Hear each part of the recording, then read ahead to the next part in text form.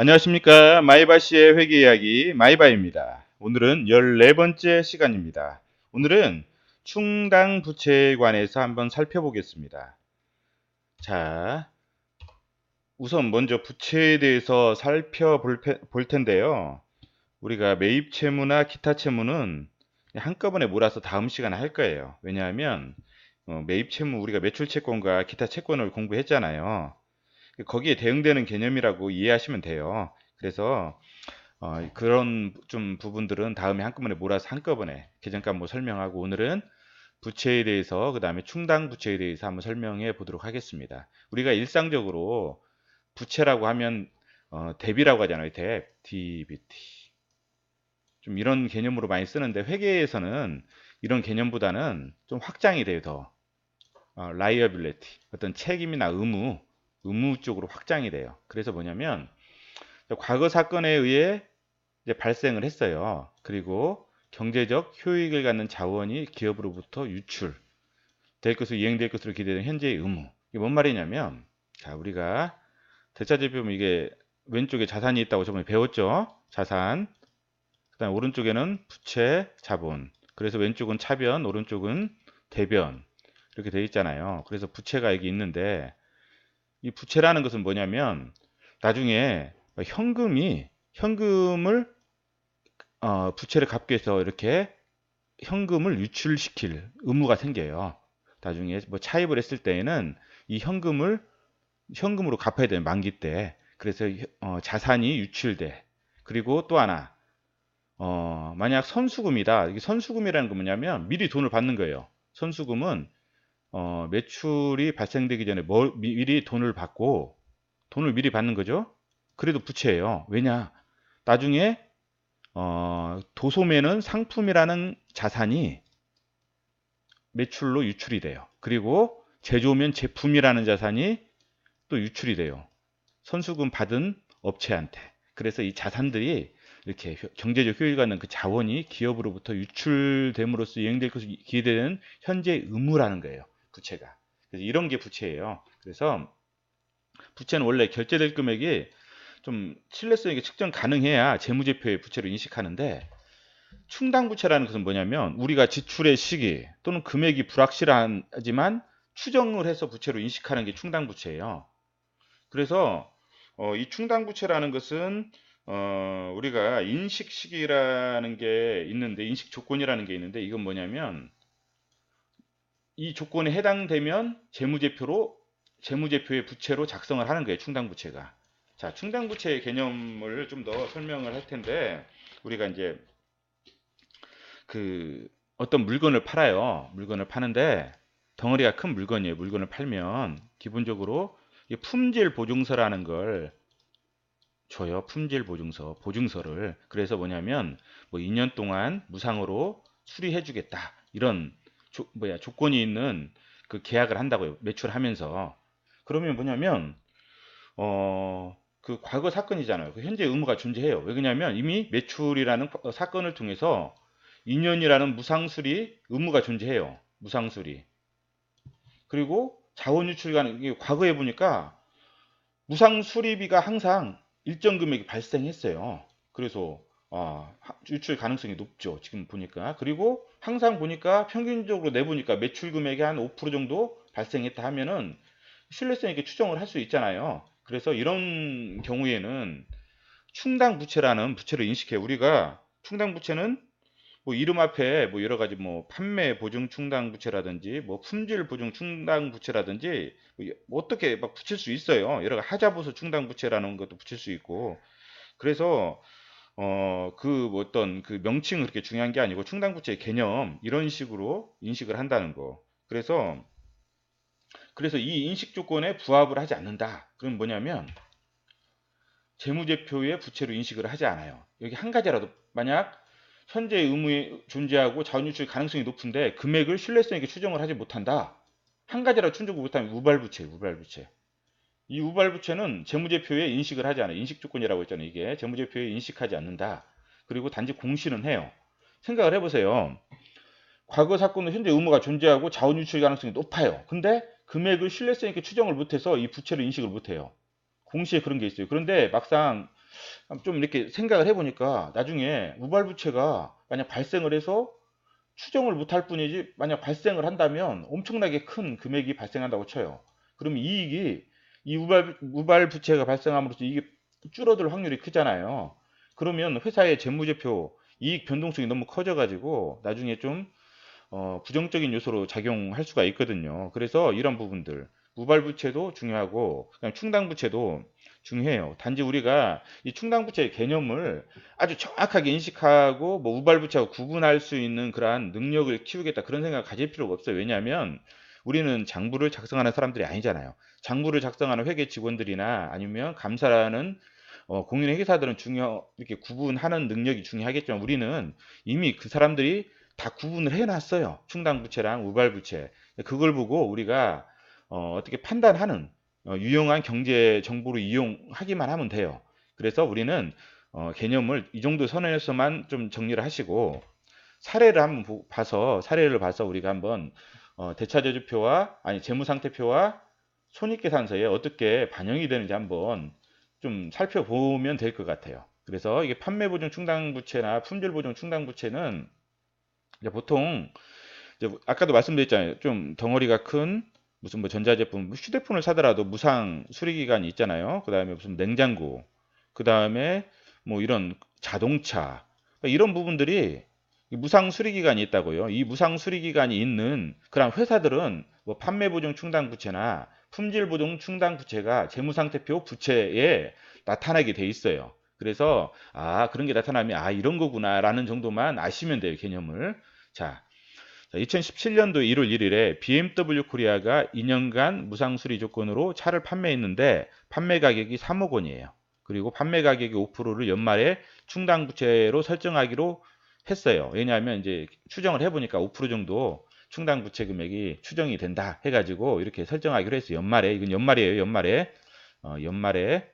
지금 나오는 분기하고 5월 1일에 실제 보증 수리비가 500만 원이 발생했어요. 그리고 5월 30일에 보증 수리비가 900만 원이 발생했어요. 자, 그러면 2017년도 1월 1일 한번 분기를 해볼까요? 자, 매출이 3억 원이 발생했죠. 매출 3억. 자, 이걸 통장으로 받았다고 쳐요. 그러면 차변에 보통예금 2억 3억. 3억이 돼요. 3억. 자, 매출 3억, 보통예금 3억. 자, 5월 1일 날 보증수리비가 500만 원이 발생을 했어요. 500만 원. 그럼 뭐냐면 보증수리비 비용이에요. 판매비와 관리비 비용 500만 원. 이렇게 500만 원이 발생했어요. 500이 발생했어요. 500. 그리고 이 500이 통장에서 나갔다고 해요. 그러면 500이 빠지죠. 3억에서 500 빠지면 어떻게 돼요? 2억 9,500이 돼요. 2억 9,500. 자, 그 다음에 그러면 이제 여기서는 이제 분기가 끝났잖아요. 근데 이제 여기서 연말에 12월 31일 날에 연말에 뭐냐면 충당부채를 설정해야 돼요. 충당부채가 1,500만 원이잖아요. 3억 원에 1,500만 원. 1,500만 원인데 충당부채 설정액이 1,500만 원인데 이미 보증수리비가 500만 원이 미리 발생을 했어요. 그래서 이제 1,000만 원 정도만 설정하면 돼요, 우리는. 그래서 1,000만 원, 1천만 원 이게 보증수리비가 발생을 했어요. 그리고 보증충당부채가 품질보증충당부채가 1,000만 원. BMW에서는 품질보증충당부채라고 이렇게 공시사항에 아마 나와 있어요. 그래서 이번 이 계정 과목으로 사용하고 있어요. 자, 그 다음에 단기순이익이 다른 비용은 아무것도 없다 쳐요. 왜냐하면 우리가 설명의 편의를 위해서 항상 저희가 보증수리비가 손익계산서에 어떻게 영향을 미치고 재무상태표의 품질보증 충당부채에 어떻게 영향을 미치는지를 우리가 살펴보기 위해서 최대한 간단하게 심플하게 우리가 살펴보는 거예요. 그러면 3억에서 보증수리비가 1,500이죠. 1천에다가 500이니까 1,500. 그러면 2억 8,500이 돼요. 자, 당기순이익이 어디로 간다고 했죠? 그렇죠. 이익잉여금으로 간다고 했죠. 이익잉여금에 2억 8,500.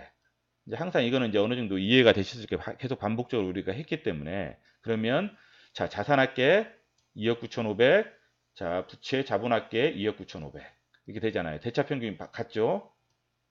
같다는 거예요. 대차평균의 원리. 일단 2018년도에 보증수리비가 900만 원이 발생했어요. 900만 원. 자, 900만 원이 발생하면 어떻게 하냐면 보증수리비를 넣는 게 아니라 뭐냐면 우리가 충당을 했잖아요. 품질보증 충당 부채에서 여기서 이제 보증 수리비를 빼주는 거예요. 900만 원을. 900만 원을 빼줘요. 그럼 100만 원, 100만 원만 들면 남았을 거 아니에요. 보증, 품질 보증 충당 부채를 빼주고, 뭘 빼냐? 900만 원이 빠지잖아요. 그리고 또 여기서도 900을 빼주는 거예요. 통장에서 나갔다고 쳐요. 그 비용이. 부상 수리 비용이 통장에서 나갔다. 원래는 현금으로 나가지만은 실제로는 뭐 그 회사가 가지고 있는 뭐 부품들이 있을 거 아니에요. 자산. 이런 데에서도 나갈 수가 있어요. 그런데 그냥 간단하게 우리가 파악하기 위해서 그냥 통장에 나갔다고 쳐요. 900만 원. 그러면 2억 9,500에서 900 빠지면 2억 8,600이 되죠. 2억 8,600. 2억 9,500에서 900이 빠지니까 2억 8,600. 자, 그리고 여기서 그런 다음에 우리가 12월 31일 날, 2018년도 12월 31일 날 살펴보니까 지금 무상수리 기간이 이제 만료가 됐잖아요. 만료가 됐어요. 그럼 얼마 남았어요, 지금? 100만 원 남았잖아요. 품질보증 충당금 부채가 100만 원을 환입을 해줘요. 100만 원을 빼주고, 이게 100만 원 남은 거를 아예 또 빼줘요. 빼주고, 뭐냐면 이익으로 만들어. 이게 충당 부채를 이익으로 보증수리비 환입이라는 개념 가운데 이익을 만들어 버려요. 왜냐면 우리가 비용으로 이미 미리 떨었던 것을 이것은 수리비가 발생 안 했잖아요. 그만큼 이익이잖아요. 이익으로 환입을 만들어요. 그러면 이게 100만 원이 단기 순이익이 되는 거예요. 그러면 품질 보증 충당 부채가 0이 되고 없는 거예요. 단기 말에는. 그 다음에 2억 8,600이 되고 여기 100만 원이 플러스가 되니까 100만 원이 플러스가 되잖아요. 2억 8,500에서 100만 원 플러스 2억 8,600. 재무상태표는 일정 시점에서 뭐예요? 재무 상태를 나타내는 표. 손익계산서는 일정 기간 동안에 경영 상태를 경영 성과를 나타내는 표. 경영 성과. 자, 그래서 2억 8,600. 그래서 2억 8,600, 2억 8,600. 이것도 대차 평균의 원리 같다. 이런 개념이에요. 이런 개념이니까 여러분들이 품질 판매 보증 충당 부채에 대해서는 어느 정도 이 정도 개념에서만 파악하셔도 괜찮을 것 같아요. 우리는 구분만 할 줄 알면 돼요. 어차피 기본적인 개념은 아주 개념을 파악을 해서 뭐 충당 부채나 우발 부채로 구분하는 것은 우리가 할 일이 아니라 어차피 그 장부를 작성하는 사람들의 몫이에요. 우리는 그 장부를 보고 정보를 이용하기만 하면 되는 거예요. 이 정도 개념만 잡고 그리고 이제 우리가 공시된 재무제표를 공부하기 위해서 이제 보통 주석사항에 세부적인 내용이 나와요. 이제 이게 해석하기 위해서 우리가 전이백 있잖아요. 전이백이라는 그 말이 나와요. 전이백. 전이백은 설정이라는 말이에요. 우리가 12월 31일에 아까 설명했죠? 이거 12월 31일에 품질보증 충당부채를 설정하는 거. 이렇게 12월 31일 여기도 12월 31일 충당부채를 설정하는 게 이게 설정이에요. 전이백이라는 게 설정. 그 다음에 사용액은 뭐냐면 실제 수리비 뭐냐면 보증 수리비가 500만 원 발생, 보증 수리비가 900만 원, 이 실제 수리비가 사용액이에요. 사용액. 이런 개념으로 사용된다는 거. 그 다음 기타는 보통 이렇게 나오는 환율 변동 효과 등이 이제 또 플러스 마이너스 돼가지고 이제 나오는 거예요. 이제 해외에 수출하는 업체들은 이런 환율 변동 효과가 있어요. 자, 그리고 또 이제 이런 개념이 나와요. 유동성 품질 보증 충당 부채와 품질 보증 충당 부채. 원래 우리가 그 품질 보증 충당 부채는 보통 2년 이상 뭐 무상 수리 기간이면 이게 뭐냐면 비유동 자산이 돼요. 1년이 넘어가니까 비유동 부채가 돼요. 근데 우리가 장기 차입금 저번에 한번 설명을 드렸어요. 장기 차입금이 보통 한 3년이다 만기가. 그럼 장기 차입금이 돼요. 그런데 연말 기준에 우리가 이제 재무제표를 작성하는 그 연말 12월 30일에 보니까 앞으로 만기가 7개월밖에 안 남았다. 1년 이내로밖에 안 남았다. 그러면 장기 차입금을 유동성 장기 차입금이라는 개정 과목으로 이동한다고 했잖아요. 그러니까 유동 부채로. 이것도 마찬가지예요. 이게 딱 연말에 보니까 보증 수리 기간이 1년이 안 됐어요. 한 7개월밖에 안 남았어요. 그러면 이거를 뭐냐면 유동성 품질 보증 충당 부채로 유동부채로 가는 거예요. 유동부채로 이동시키는 거예요. 자, 이렇게 구분하시면 되고, 그리고 우리가 충당금이라는 게 있어요. 배운 게, 뭐 대손 충당금이라든지 재고자산 평가 손실 충당금이라든지 이것은 뭐냐면 자산 평가에 사용하는 거예요. 우리가 매출 채권이 있으면 대손 충당금 하잖아요. 그러면 이 순액으로 우리가 계산하잖아요. 그래서 자산이 그만큼 줄여주는 평가하는 어떤 그런 평가에 사용하고 충당 부채는 아까 말씀드렸지만 지출의 시기나 금액이 불확실해요. 그 불량 발생 여부라든지 뭐 보증 수리 금액이 명확하지 않지만 과거 거래를 보니까 항상 있어 왔어요. 그런 것들 추정해서 설정해주는 부채가 충당 부채라고 보시면 돼요. 명칭은 회사마다 틀리니까 그런 부분들은 뭐 그렇게 중요하진 않고 자 그러면 실제 주석상을 한번 볼게요. 이게 BMW 재무상태표예요. BMW 코리아 재무상태표. 근데 자 부채를 우리가 한번 볼게요. 부채를 잠깐만요. 여기 보면 네, 부채를 한번 볼게요. 자 유동부채가 있고 그 다음에 비유동부채가 있어요. 유동부채는 아까 1년 이내라고 보시면 돼요. 비유동부채는 1년 이상. 그냥 간단하게 개념을 잡고 가셔요. 뭐 복잡하게 공부하실 필요 없이. 자 그러면 여기서 보면 유동성, 품질 보증 충당 부채 아까 배웠죠? 유동성, 품질 보증 충당 부채. 그리고 이제 우리가 재무 상태표를 보면 이제 회사마다 이렇게 친절하게 주석사항이 12번에 이 내용이 설명되어 있다라고 주석사항을 이렇게 적어놔요. 그럼 우리가 12번만 보면 돼요. 그리고 또 품질 보증 충당 부채 주석사항 12번에 함께 있다는 거죠. 그럼 우리가 주석을 볼게요. 여기 주석을 보면 주석이 있죠? 주석을 보면 12번에 있다고 했잖아요. 12번. 그러면 이게 주석사항이 상당히 길어요. 길기 때문에 우리가 이제 그 번호를 좀 이렇게 보고 이제 파악을 하는 거예요. 자, 12번이니까 지금 6번, 자, 8번, 10번, 11번, 12번, 이제 12번, 이게 12번이죠. 품질보증 충당부채. 그래서 단기화하고 정기, 품질보증 충당부채 변동된 단위가 같습니다. 이렇게 해서 단위가 1000원이고, 단기, 2번 2017년도, 정기 2016년도. 자, 뭐 정기에는 이렇게 있었어요. 이렇게 있었는데 이게 기말이잖아요. 기말금액. 기말금액은 단기의 기초금액으로 와요. 이렇게 한다는 거. 그리고 이 기말금액을 어떻게 한다고 했어요? 여기 기말 시점에 봤더니만 1년 이내가 돼요. 그럼 유동성으로 보내고 하나는 그 다음에 비유동성 그대로 남겨. 1년 이상 된 것들은 비유동성으로 남겨놓고. 자, 이거 기초가 이렇게 왔죠. 자, 이것도 전입액은 뭐라고 했어요? 12월 31일 날 설정하는 거예요. 설정액. 설정. 그 다음에 사용액은 뭐라고 했어요? 그렇죠. 실제로 무상수리비가 발생한 거예요. 무상수리비. 그래서 기말금액이 이렇게 되죠. 기말금액을 자, 유동성하고 비유동성으로 이렇게 나눈 거예요. 자, 여기 보시면 상기 품질 보증 충당 부채는 출고한 제품과 관련하여 보증 수리 기간 내에 예상 지출 금액을 동일한 차종의 과거 실적의 근거로 이렇게 추정하여 설정하고 있습니다. 이렇게 돼 있어요. 자, 오늘은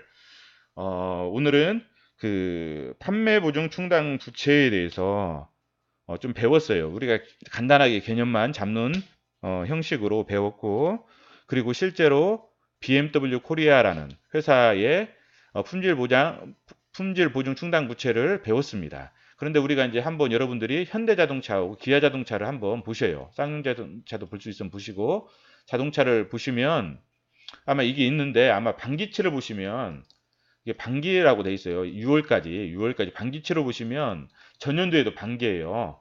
6월 비교가. 그래서 이 금액하고 이 금액하고 맞지가 않아요. 왜냐하면 12월 여기는 12월 달치가 와야 맞는 거거든요. 그래서 항상 반기치는 여기하고 이거 안 맞는다.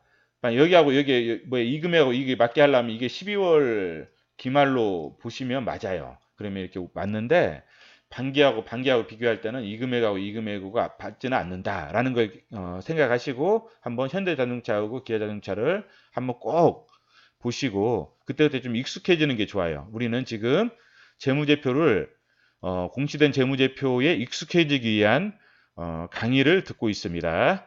예, 오늘은 이상입니다.